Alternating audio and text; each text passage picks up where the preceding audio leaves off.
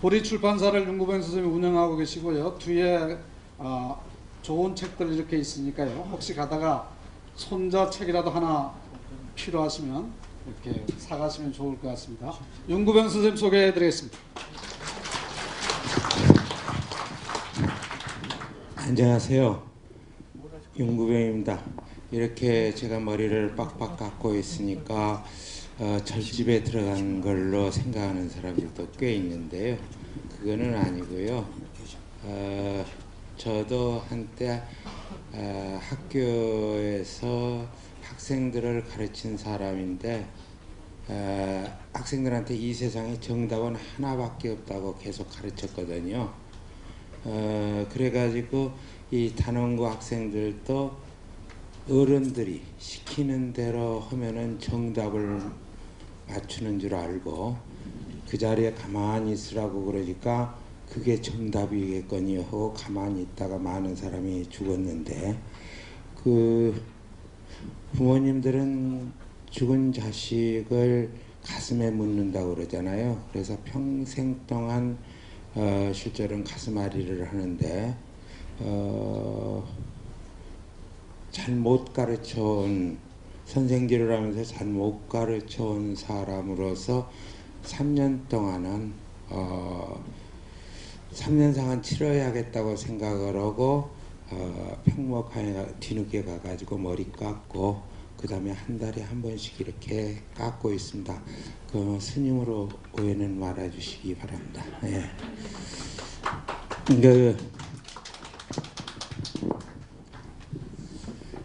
앉아서 하겠습니다. 좀 장두석 선생님은 오래 전부터 제 기억으로는 한 30년쯤 됩니다. 제가 뵙고 마음으로 오랫동안 따랐는데, 그리고 변상공동체도 오시고 변상공동체에서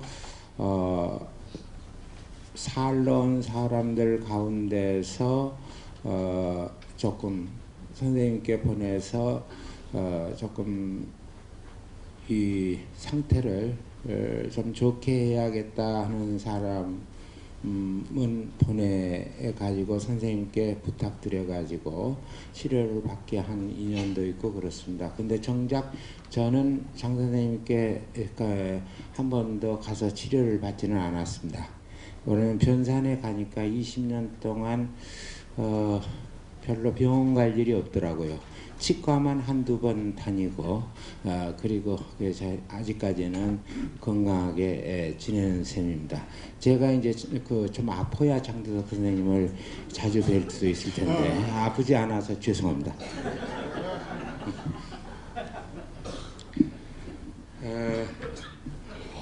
사실은 준비를 제대로 못했는데요.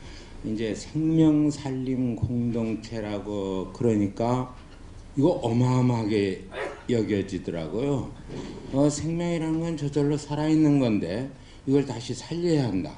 그리고 공동체를 만들어서 살려야 한다고 생각을 하니까 조금 저한테 너무 버겁지 않은가 하는 생각이 들었는데, 근데 그냥 여기에서 살림이라는 말, 우리말이니까 이걸 중심으로 해서 조금 말씀을 드릴까 합니다.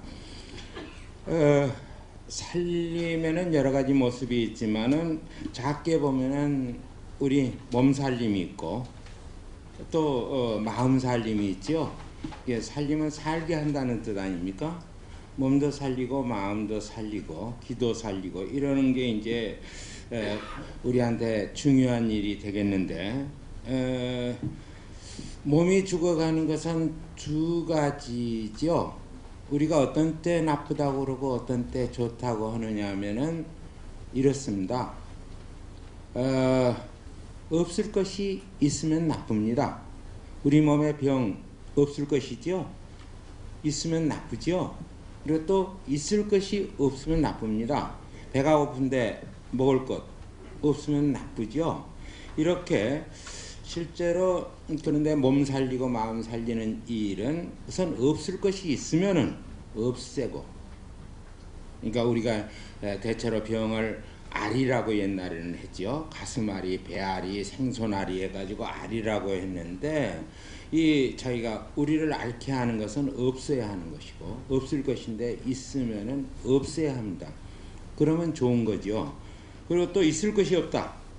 말하자면은 힘이 없다. 힘이 있어야 내가 자의 손발 놀리고 몸 놀릴 수 있는데 힘이 없다. 그럼 길러야 합니다. 이거는.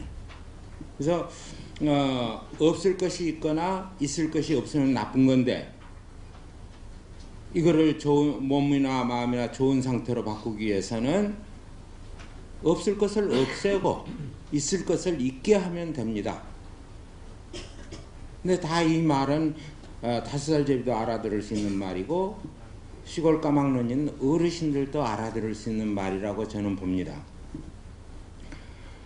그 이제 몸살림도 좋은데 사실은 시골에서 살다 보면 몸살림하고 마음살림이 따로 있지 않다는 생각을 하게 됩니다. 근데 도시 와서 살게 되면은 사실은 그 마음에 걸리는 게 많습니다.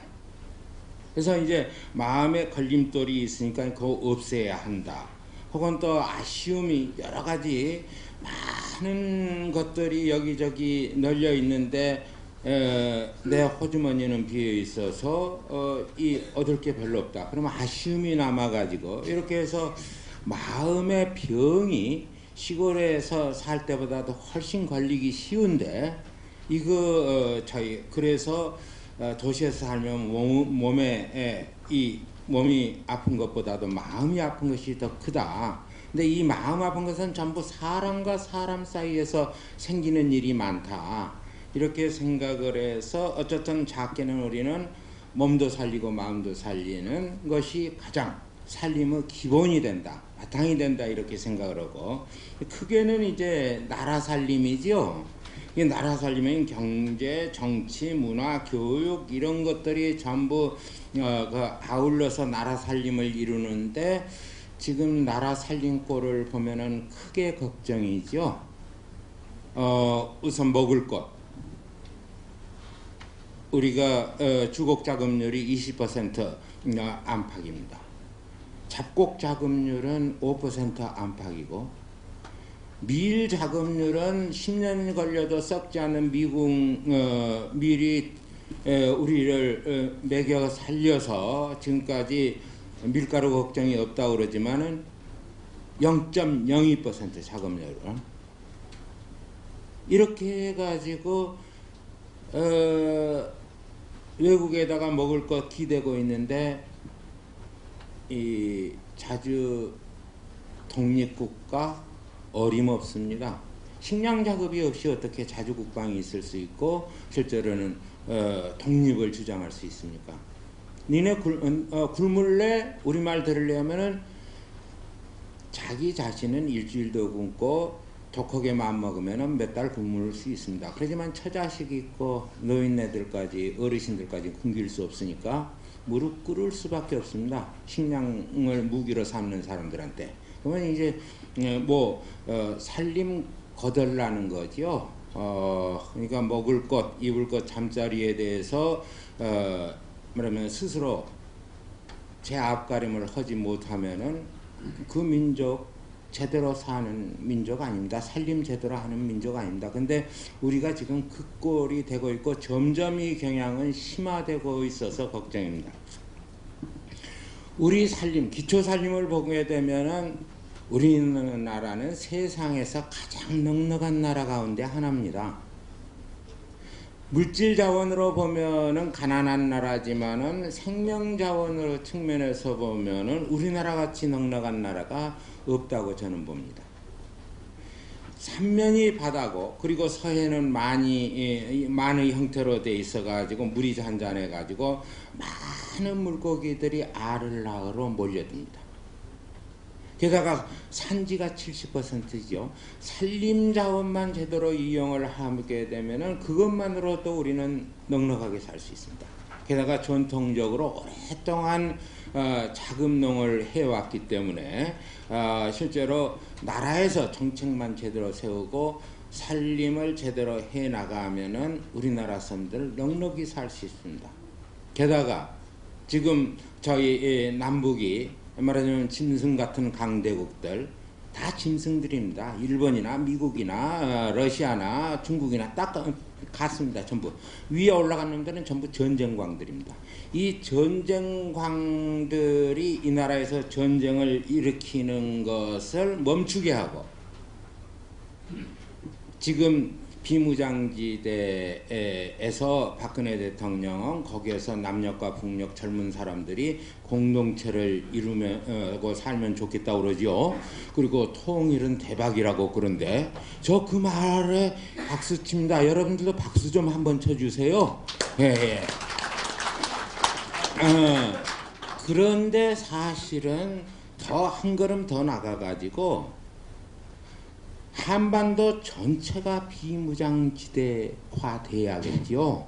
그리고 조선반도 전체가 세계 평화공원으로 거듭나면은 우리나라는 이 세상 누구보다도 잘 살 수 있고 이웃에게도 베풀어 가지고 이웃도 잘 살게 만들 수 있다고 저는 봅니다.